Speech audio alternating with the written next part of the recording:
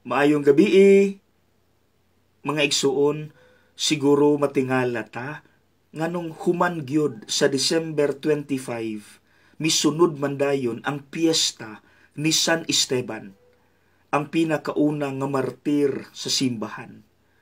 Brutal pagyud ang iyang kamatayon. Gibato siya hangtod na matay siya. Ug ang ebanghelyo pagyud naghisgot kabahin sa lutuson ta, patyon ta. Mga igsuon, asa naman ang kalipay sa Pasko? Simple lang ang tubag, mga igsuon. Gituyo ni aron ipakita kanato kining usa ka example sa usa ka tawo nga wala gyud mibuhi sa iyang focus sa Dios. Yes, brutal siyang gipatay, pero wala gyud niya gibuhian ang iyang pagtuo. In fact, sa dihang gibato na siya, nakaingon pa man gyud siya, Lord Jesus, receive my spirit. Dawata ang akong espiritu. And what was his reward? Unsa gani ang giingon ni Jesus sa ebanghelyo aning adlaw, December 26? Ang magpadayon hangtod sa katapusan maluwas.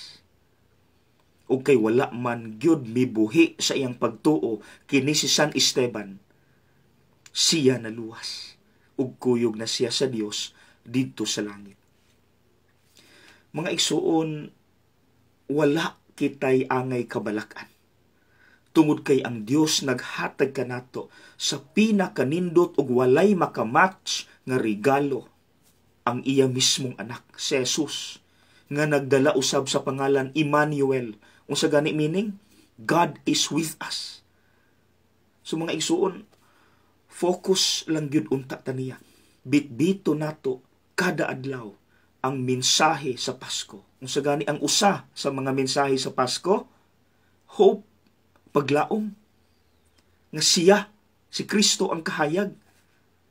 Nga bisag unsaon og tintal sa yawa nato, kada adlaw ra ba sila manghilabot, di gyud na sila kapildi nato.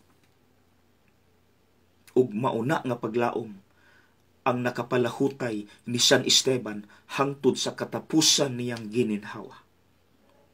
So mga igsuon, atong tapuson kining atong pamalandong pinaagi sa pag-offer nako sa usa ka pag-ampo nga mauy salmo aning adlaw, December 26.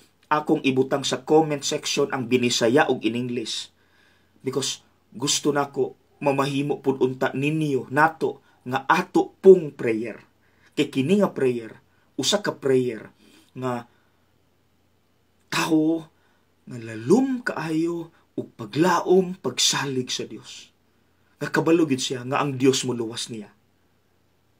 Sige mga igsuon, magdungan ta sa pag-ampo. You may close your eyes. Akong basahon ug ato ning iampo karon.